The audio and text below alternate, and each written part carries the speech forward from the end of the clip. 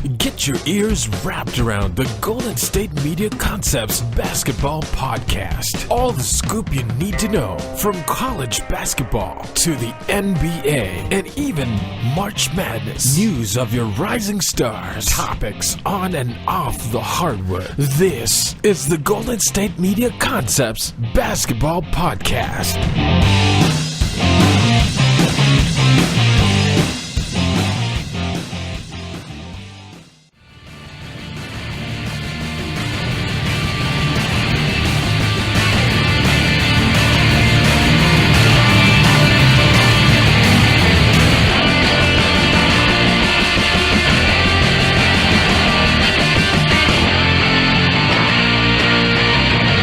All right, and welcome to the GSMC Basketball Podcast. This episode is brought to you by the GSMC Podcast Network, and as always, I am your host, Jesse Tapia. Wanted to leave a quick note here. Next week will be the last time I'm doing this show. I will be leaving GSMC. So, a little heads up here. We have this show and the next show, and then after that, you guys probably won't hear my voice here, at least, but going forward. But either way, that's a little note. And now we move on. We were so close. So close to the 2012 Bulls being back. And Jimmy Butler ruined it all. So we'll talk about that for the first couple of segments. We'll mostly talk about Jimmy Butler, him wanting to leave Minnesota, and then the second segment, teams that he wants to go to and all that. Third segment, we will be talking LeBron James. Space Jam 2 will be coming out. We'll be talking about LeBron, his move to LA, and the fact that now he's doing movies and all that. Well, not movies, but directing and all that stuff. And then for the fourth segment, as I always do, we will be talking about anything else going on in the world of basketball. So, yeah, the 2012 Bulls were almost back. All we were missing was Joakim Noah. And now it seems we won't be getting that reunion. Thanks a lot, Jimmy Butler. You're selfish. But it was reported by Shams Charania of The Athletic. And, I mean, who doesn't work for The Athletic now?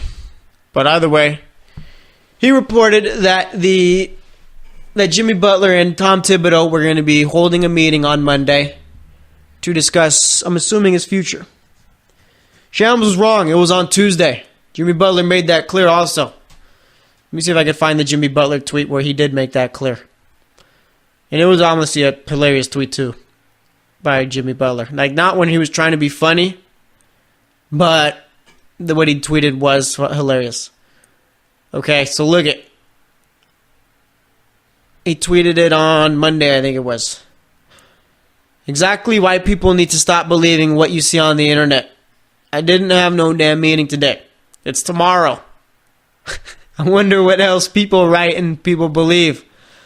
End of tweet. I mean, that's hilarious. My meeting isn't today. It's tomorrow. Get it right. I mean, Jimmy, that's not the point. Come on now, keep up.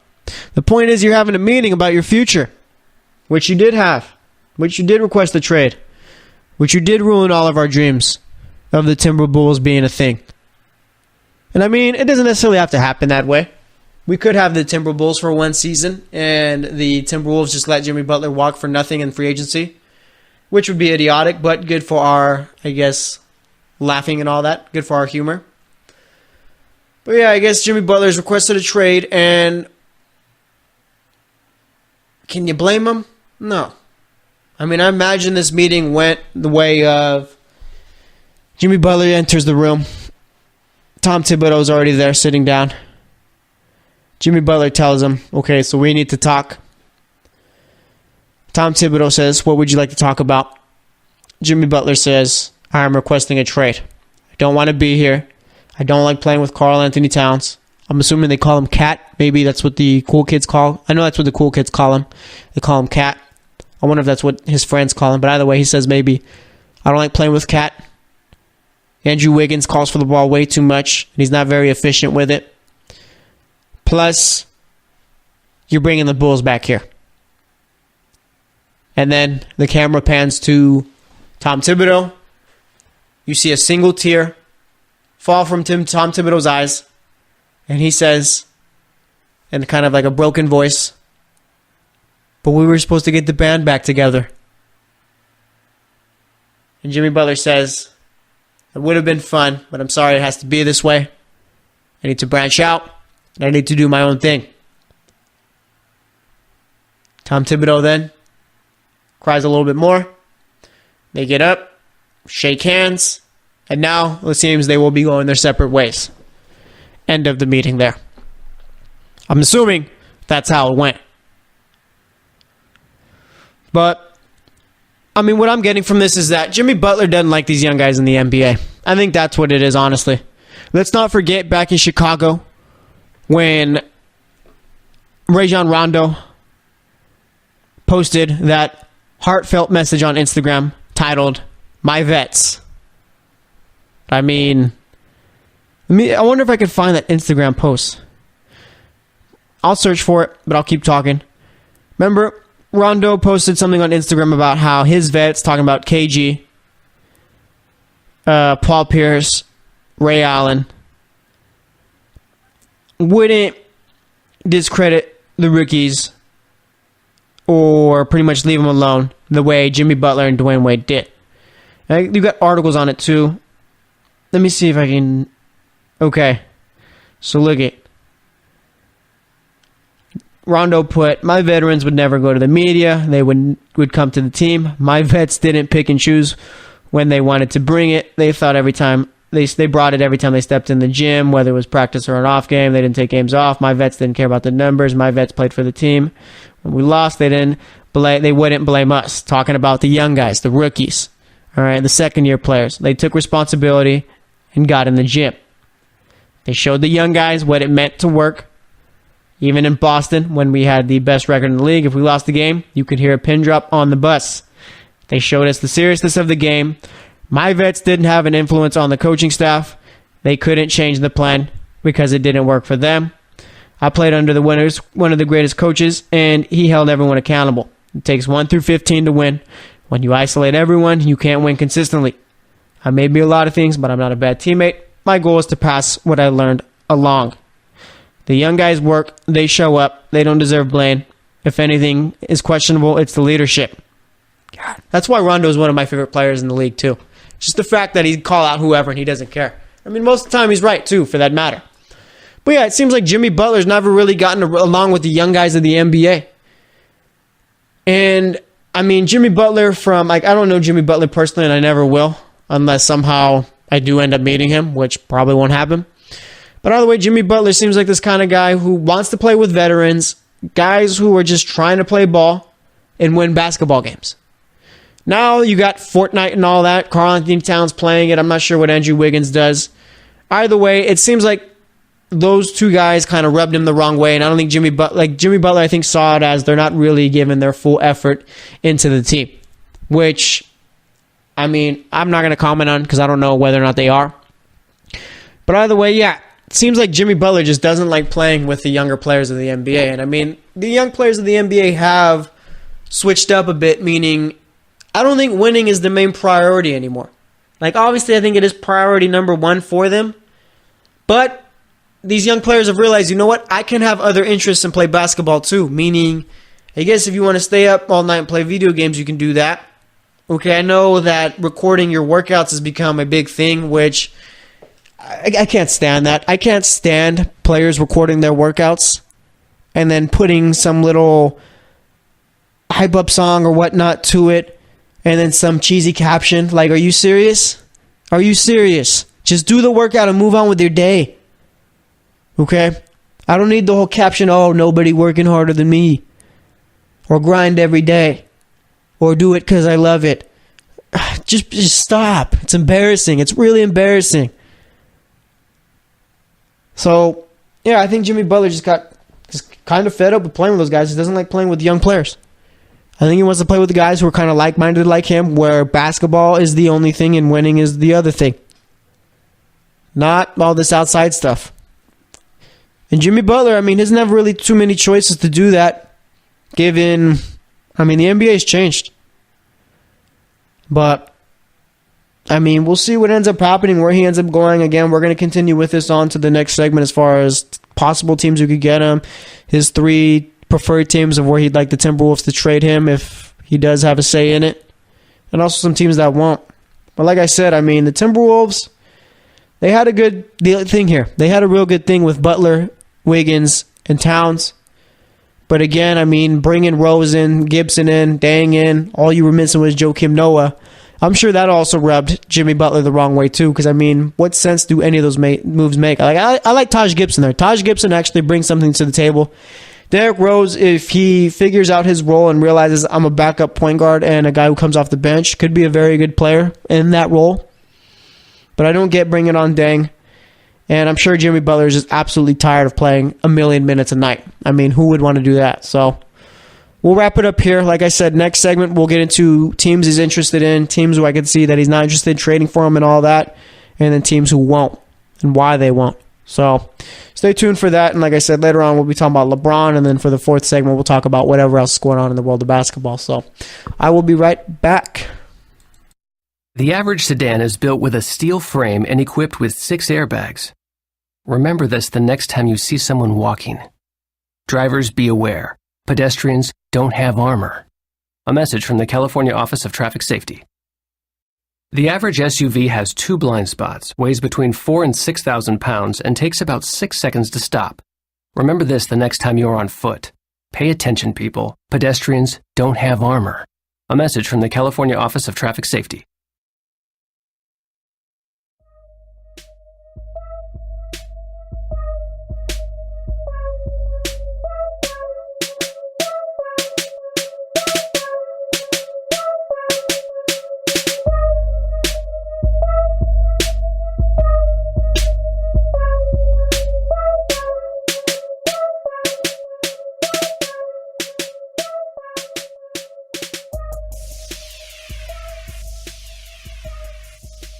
All right. And welcome back to the GSMC Basketball Podcast. Spent that first segment talking about Jimmy Butler requesting a trade. Again, I'm sure that meeting went the way of Jimmy Butler requests his trade. Tom Thibodeau starts to cry a bit, tear up a bit. Talks about how they were going to get the band back together. Butler wants to do his own thing, and they move on. So now we get into the trade aspect of it, meaning the teams and all that. So, Jimmy Butler's list of the teams he'd like to go to came out. I mean, last year we had Kyrie's teams. I think it was the Knicks, the Timberwolves, I think were a team on there, the Spurs, and someone else. I can't remember exactly who else it was. Either way, Kyrie didn't get traded to any of those teams. He ended up going to Boston. What was Dan Gilbert thinking? Now that I think about it. Wait, I don't understand. Dan Gilbert, don't ever make a trade ever again. Ever. Ever. I mean, you basically set the Celtics up for at least for last year and this year. I mean, Kyrie could leave to the Knicks after this season, but I don't think Boston's really sweating it. That's ridiculous. I mean, you had to trade Isaiah Thomas away. You had to trade G. Crowder away. Ante Zizic is no good. Now all you got left of that trade is Colin Sexton. Because that was the Brooklyn pick right there. Classic Cleveland, huh? Never making the right decisions ever. But yeah, Jimmy Butler's teams. The Clippers, the Knicks, and the Nets. All teams we have seen as possible free agent destinations for him once this season is over. And I got a feeling that whenever we see Jimmy Butler news, a lot of it is true just because of the fact I feel like his team, like he's the one telling his team, yeah, leak this out or whatever. Because everything's been really spot on, like literally spot on, like 100% true from what the rumor was a couple weeks ago. And I'm sure that's how Adrian Wojnarowski, because he's the one who tweeted it out from ESPN. He's the one who, he's the one who tweeted out the teams and all that. I'm sure Jimmy Butler or his camp is the one who told Woj, yeah, this is where Jimmy wants to go. Because, I mean, if you're the Timberwolves, you're not going to let that information leak. That's exactly who it was. It was Jimmy Butler in his camp. Because there's no way the Timberwolves would leak the fact that Jimmy wants to go there. Because now they lose all the leverage they had. So yeah, Jimmy Butler's team likes to tattletale. And they put the Timberwolves in a bad spot there. I mean, why are you going to leak the teams when now, I mean, the Timberwolves really have no option but to trade you somewhere else, just given they have no leverage with those teams now. Not a smart move on his Cam's part, I'd say. But, I mean, I guess it is what it is. So yeah, the Clippers, the Nets, and the Knicks. Let's start off with those three teams. The Knicks would be the most Knicks move ever if they were to trade for him. I mean, idiotic would be the term I'd like to use there. And then you ask why, Jesse? Well, let me tell you why. I think that Jimmy Butler will be a New York Knick. Whether it's this year or next year, doesn't matter. He will eventually be playing for the Knicks, I think, personally. So if you're the Knicks and you know you have a real shot at getting him in free agency, why on earth would you give up any assets to get him? I think it was their general manager who came out and said that they won't be trading assets for players who they think they can get in free agency. I guess that's a nice little step up where they're using their head finally. But yeah, it would make absolutely no sense for the Knicks to go out and try and trade for Jimmy Butler. No sense at all. They have 2 max slots open. They can pay him all he wants when free agency comes. So, yeah, no reason to trade for Jimmy Butler there at all. Then you look at the Brooklyn Nets. So, remember the last big trade the Nets pulled off? Do you guys remember? I think it was, I remember. It was sending old man Paul Pierce, old man Kevin Garnett, and it wasn't just those two. We forget. It was old man Jason Terry for Gerald Wallace, I think maybe Marcus Thornton, and not 1, not 2, not 3, but 4 unprotected first-round picks to the Boston Celtics. And how did that trade work out, you ask? Well, let me tell you. The Nets never won a championship. The Nets were never a top playoff team. The Celtics, somehow finessed the greatest rebuild of all time. Used those picks. Turned them into James Young, which was terrible. I think he just recently signed with the Bucks. So that was a miss. But then you use the next on Jaylen Brown. That's a hit. Jason Tatum. I'd say that's a hit considering he led them to the Game 7 of the Eastern Conference Finals against the Cavs and dropped 24 in that game. And also, the last got you Kyrie Irving. They went 3 for 4 there and got 1 star player, 2 future superstar players, I'd say. Well, 1 superstar in Kyrie Irving, 2 future superstars in Jaylen Brown and Jason Tatum. At least from what they've shown us in their early sample sizes. Obviously, that wasn't a great trade for the Nets. And what I'm getting at here is, now you finally have your first-round picks. Your own personal first-round picks. You don't need someone else's first-round picks. You have yours. I'm assuming that the Wolves are going to want a first-round pick. And if you're the Nets, you really can't give up those kind of assets at this point. There's no way. There's no telling that Jimmy Butler will be re-signing with the Nets in the offseason. So let's say you trade for Jimmy Butler for the Nets. You give up a couple of good young players. And Jimmy Butler decides to leave. Well, now you lost those assets you traded. Now you have no first-round pick again. So it would make no sense for the Nets to do it either. I think the only team it makes sense for them to do it is the Clippers. Clippers stink out loud right now. But if you're able to get Jimmy Butler, you do it. Because at least this way with Jimmy Butler, you'll make the playoffs, probably as an 8th seed. But you could spend the year trying to convince him to re-sign with you guys. You get first dibs at that also. And it seems Jimmy Butler wants to play in a big media market, a big market city where he's the top guy. You're that in LA with the Clippers, and you'll make all kinds of money off endorsements given you're in LA. So, I could see that happening. That would make sense to me if the Clippers were to do it. As far as other teams, I could see trading for Jimmy Butler that haven't been brought up. The Miami Heat. Miami needs a star player, and it seems like Jimmy Butler would like to play for a team like the Heat.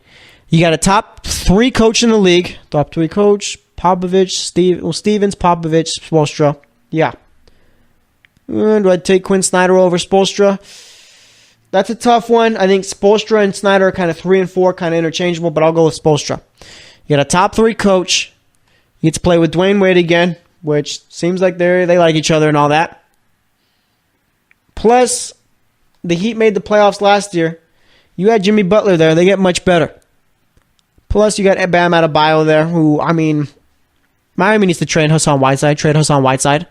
Trade him already. There's no reason why Hassan Whiteside needs to be the starting center this season. I mean, hand the keys over to Bam Adebayo.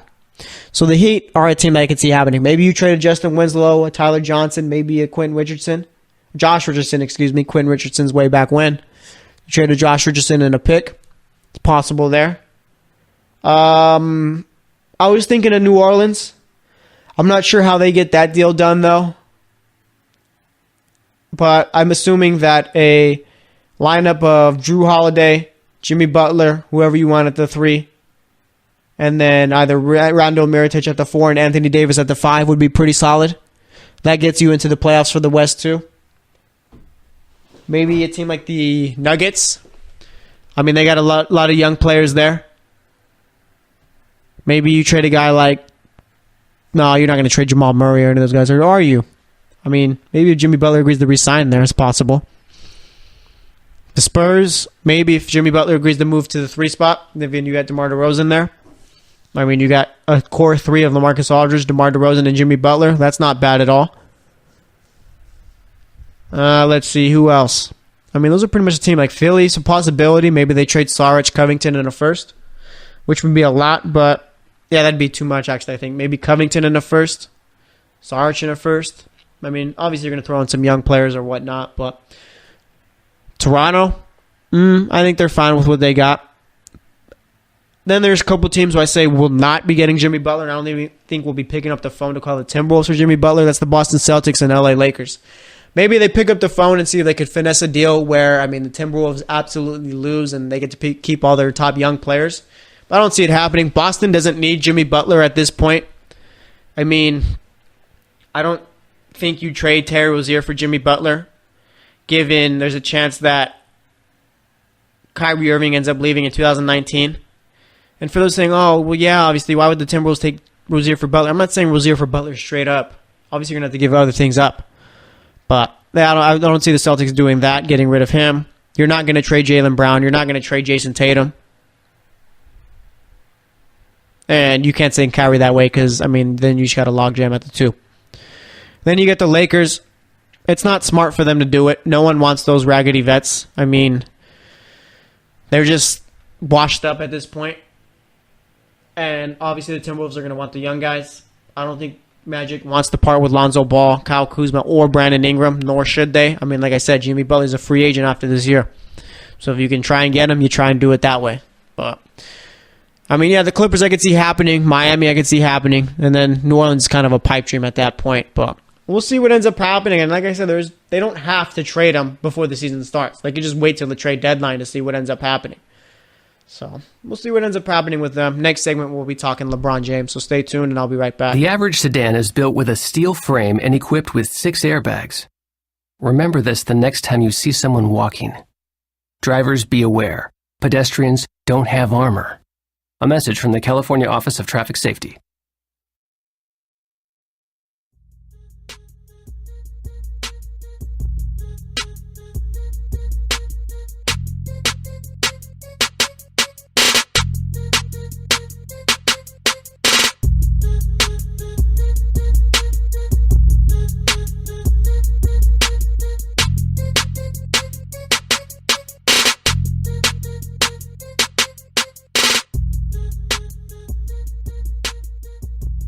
All right, and welcome back to the GSMC Basketball Podcast. So far today, we basically spent the first 2 segments talking about Jimmy Butler and his trade request. Now we move on, and I think all of us as basketball fans have seen Space Jam as kids. And I think as kids, we all thought that was a great movie. Michael Jordan, Barkley, along with others in there, Bugs Bunny, the rest of the Looney Tunes gang. Star-studded cast, right? Right. Bill Murray also in there. Bill Murray is weird. He's like a good weird, but the guy's just weird. And to be honest, I've never seen a Bill Murray movie. That might be a problem. I mean, I've seen him in Space Jam, but I've never watched a movie where... Wait, was Bill Murray in Ghostbusters? I need to check that out real quick. And if he's not, then I'd sound pretty bad if I didn't know. Let's see, Ghostbusters cast. No, not the new Ghostbusters. I want to see the old Ghostbusters. Bill Murray was in Ghostbusters. So yes, I have seen a Bill Murray movie, and that was Ghostbusters. But I mean, it's a problem that I didn't even remember. Either way, any of his other movies, I've never seen in my life. I feel like people have told me I need to, but I probably won't ever. Either way, getting back to Space Jam. Yeah, I think we all enjoyed it. Now we've gotten to the point where we're all old. I saw a Twitter thread about a month ago or whatnot, talking about how now the movie is trash. It's an awful movie. And I feel like, yes, if I were to watch that now, given all the other movies I've ever watched in my lifetime, which have been a lot, actually, I do watch movies quite a bit. But if I were to watch it now, I'm sure it'd be bad quality. Acting would be terrible. And I wouldn't like it as much. So I think that I'm going to go ahead and never watch Space Jam ever again. I'm cool with watching it about, 5 different times when I was a child. And I'll leave it at that. But that's not the point. The point is now we are getting a Space Jam 2 officially. LeBron James is the guy, and that is the main character, obviously. He's the Michael Jordan of this movie. And the director will be Ryan Coogler, Sac State alum. Shout out. Also the man who directed Black Panther, Creed, and I think Fruitvale Station. All great movies there. I'm not sure if I'm watching Space Jam 2. And, I mean, yeah, I don't know. I probably will. I'm not sure. Who's going to be the Bill Murray of this movie also? I mean, it's basically got to be that, right? It's got to be basically a remake of the first. I'm assuming in this one, it's LeBron James as the man who falls into the golf hole or whatever. And I'm curious, how does he get into the Looney Tunes world? How does that happen? Does he fall into the golf hole like Jordan did? Or does something else happen? I'm curious. I might watch this movie just so I can see the plot. I'm assuming maybe the Monstars come back to town. I'm curious to see whose talent they steal. You can't steal Carmelo Anthony's because that's already gone. But I'm sure there's plenty of other players to pick from. That was a nice... No, I'm going to leave it alone. But, yeah, I mean, this isn't a Space Jam 2 segment. Mainly, this is a segment where you kind of say you told you so to those who thought LeBron was going to LA just to play basketball. I mean, anyone who thought that LeBron wasn't coming to LA to become more of a businessman and work with films and all that was crazy. I mean, it was easy to pick. It was easy to see. Okay? I mean, the guy has I think he's got an NBC show that he's trying to work on about Ben Simmons' life. It's supposed to be a comedy, I guess.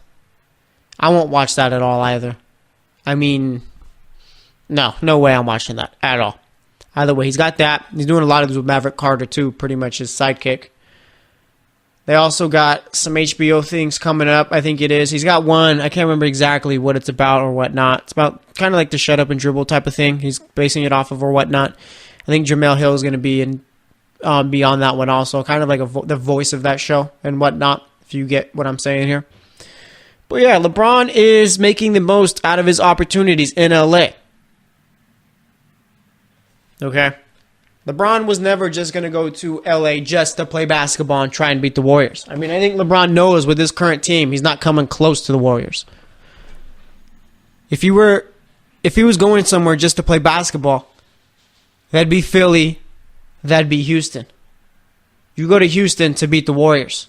You go to Philly to dominate the East and have another shot at the Warriors and play with a much younger team who could pretty much extend your career a lot. Okay? And I have no problem with LeBron doing all this. I mean, why would you? LeBron is thinking past basketball. You look at Kobe Bryant, and I forgot. Kobe fans are going to try and say that LeBron's trying to become Kobe once again by doing all the movie stuff. But, yeah, you look at LeBron. LeBron's a smart man. Might be the smartest man to ever hit the NBA, if we're being real here.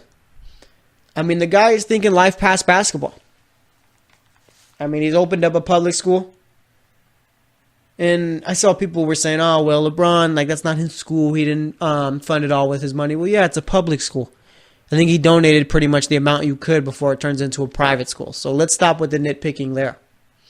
By the way, he's done that. Now he's doing movies. And I'm sure eventually he's going to try and take over China.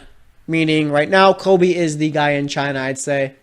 The Warriors are also doing well there. I mean, Steph Curry, I know he's loved in China. And that's where the real money is in China.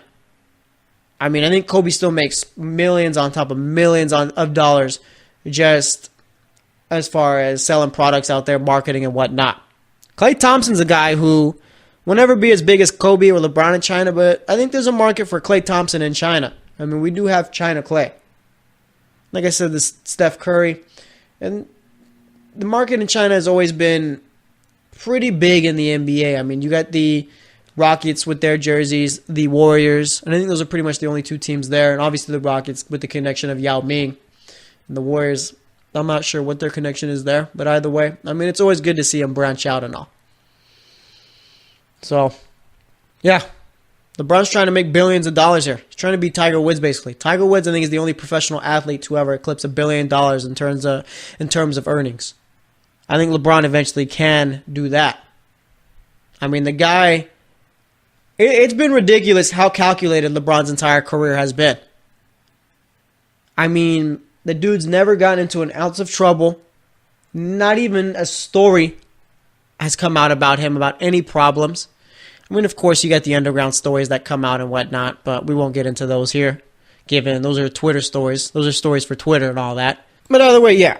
The guy there's been some stories about him putting his buddies through law school and all that, basically building up the ultimate camp, I guess, because that's the word we like to use as far as Kawhi's camp, Jimmy Butler's camp, and LeBron's camp.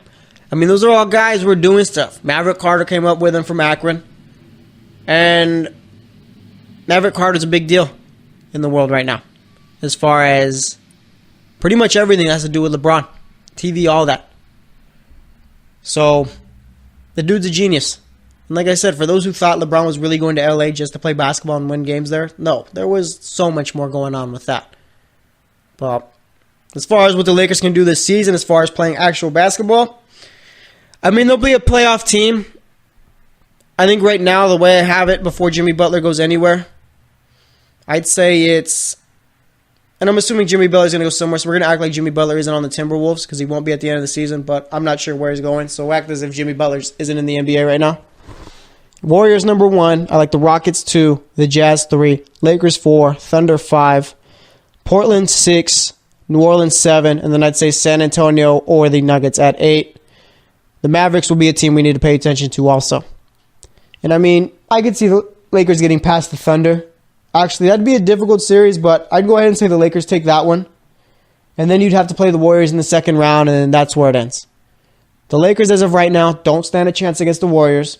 That's fine. I'm not hating or anything like that. But, I mean, it's just not going to happen. This season, at least. The only way they'd have a chance, and when I say chance, I mean like barely a chance, is if Brandon Ingram, I mean, we've talked about it, turned into a superstar this year. I'm not expecting Lonzo's shot to get better because it won't. Kuzma, I think, will be a solid 6-man, but Ingram's got to be the guy there. So, I mean, obviously going forward, I think the Lakers will end up bringing in a top free agent in the next few years. Anthony Davis could be that. I think he's signed with LeBron's agency, with the agency who represents LeBron in the NBA. So, we'll see what ends up happening there. But either way, I just wanted to spend this segment on talking about that, LeBron and his outside ventures, So next segment, I will be talking about anything else going on in the world of basketball, any other thoughts that I have. So stay tuned, and I will be right back. The average SUV has 2 blind spots, weighs between 4,000 and 6,000 pounds, and takes about 6 seconds to stop. Remember this the next time you're on foot. Pay attention, people. Pedestrians don't have armor. A message from the California Office of Traffic Safety.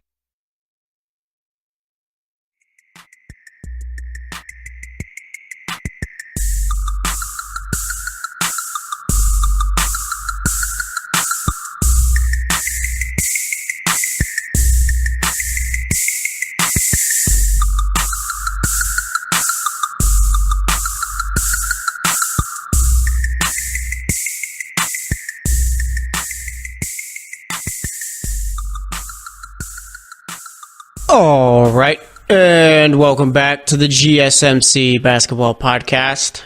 Spent the first 2 segments talking about Jimmy Butler. Second segment on LeBron James, and now for this segment, I'll talk about whatever else is going on in the NBA and whatever else runs through my mind as far as my thoughts on basketball. But you look at it, the Sixers promoted Elton Brand to being their general manager. I like it. I think right before, let me see if I find his earlier role. So he was vice president of basketball operations, and was promoted to GM, and that was reported by Adrian Wojnarowski of ESPN. I like that move. I mean, it's kind of an in-house type of thing, and basically Elton Brand isn't like a big name hire or anything like that. Like, we all know Elton Brand, the basketball player. We don't necessarily know Elton Brand, the general manager, the vice president of basketball operations. But either way, I mean, like I said, this is a nice little under-the-radar move, and if he can do the job, then he can do the job. I have no clue what to think of this, given, I mean, he has no experience as the general manager. But if he's had any say in what moves they've made over the last few seasons, I'd say he's done pretty well. Okay. And I mean, Elton Brand, like I said, I have no clue how he's going to do, but I do like it, given it's not too flashy or anything like that. And it's not one where everyone's going to make a big story about it. If anything, I've been seeing the 76ers and Elton Brand getting a lot of praise for this. So, we'll see how it ends up working out. Maybe he can facilitate a Jimmy Butler trade to the 76ers. I know Philadelphia fans would fall in love with him after that. Unless, of course, they gave up way too much. But either way, I mean, it's a solid move there. We'll find out exactly how good he is at being the GM this season and in the seasons going forward. I mean, Philly basically needs to get out of the spotlight after that Brian Colangelo stuff. And I miss that time. I miss the Brian Colangelo story. You guys have no idea how fun that was to talk about this on this show with you guys.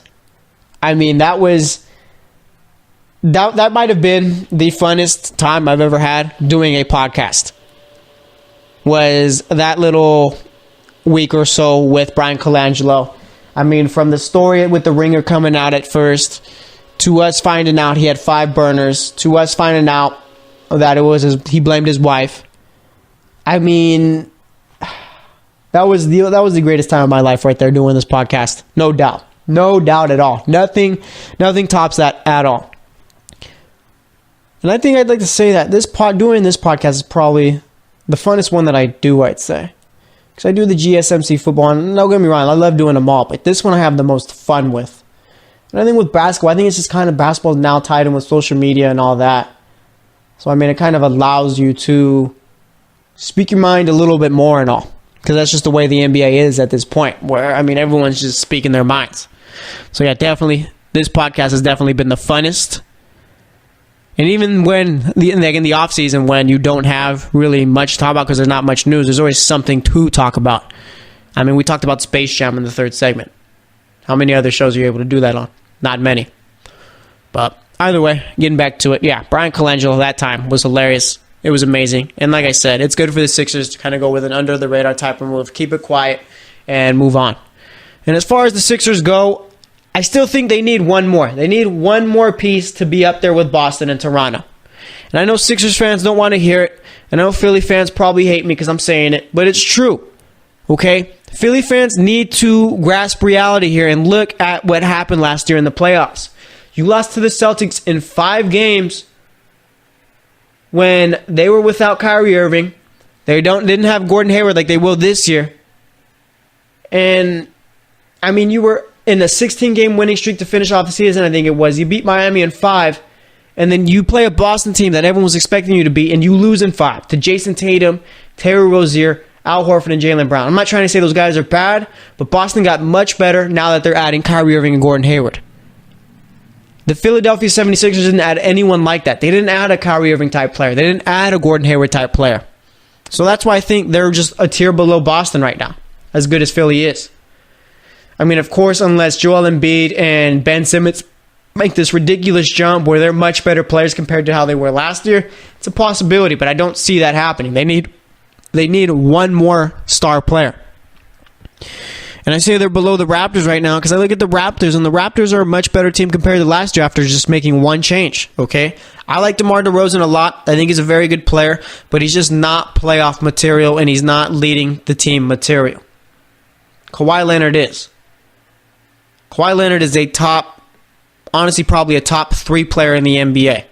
I know last season he was out and all that, and people tend to forget how good he actually is, but I'd go LeBron, KD, and I think I'd like to go Kawhi after that. I mean, Kawhi is the best defensive player in the league and is a monster on the offensive end.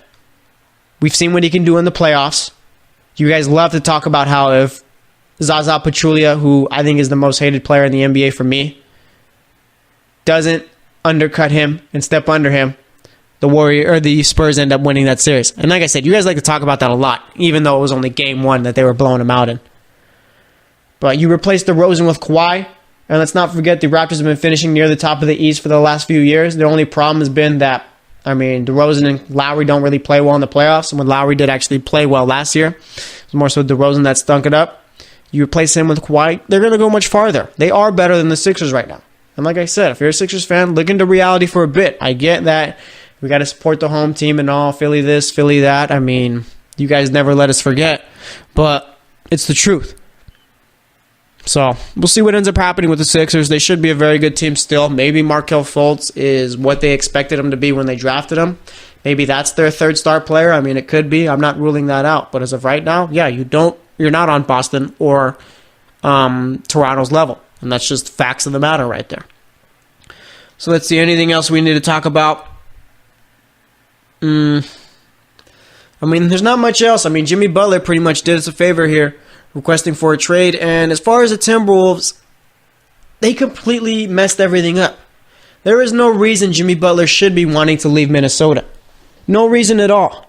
Okay, you had a good situation with him, Wiggins, and Towns, and I think Tom Thibodeau is the one who was at fault here.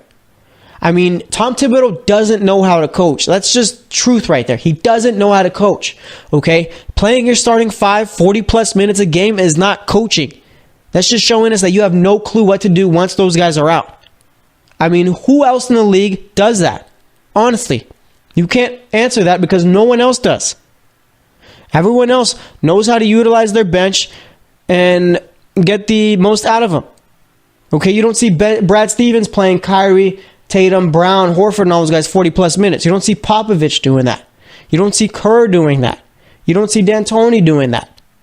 Okay, none of those coaches do that. And again, I just named off some of the best coaches in the league and some of the best teams in the league. None of them do that, so it makes no sense for the Timberwolves to. Tom Thibodeau just doesn't know how to coach past the starting 5. He's a great assistant, but after that, he's the Hugh Jackson of the NBA. Meaning, he's a great assistant, might be one of the best assistants in the league, but when it comes to running the show and running his own team, they can't get it done. So, we'll see what ends up happening with the Timberwolves. I mean, like I said, they had a good situation. I remember when they traded for Jimmy Butler, all the national media could talk about was this is going to be the team that challenges the Warriors. This is going to be the team that knocks off the Warriors. And a year later, and that's just not the case. Not the case at all. I mean, it's ridiculous. So, we'll see what ends up happening with them this season. I think they miss out on the playoffs without Jimmy Butler.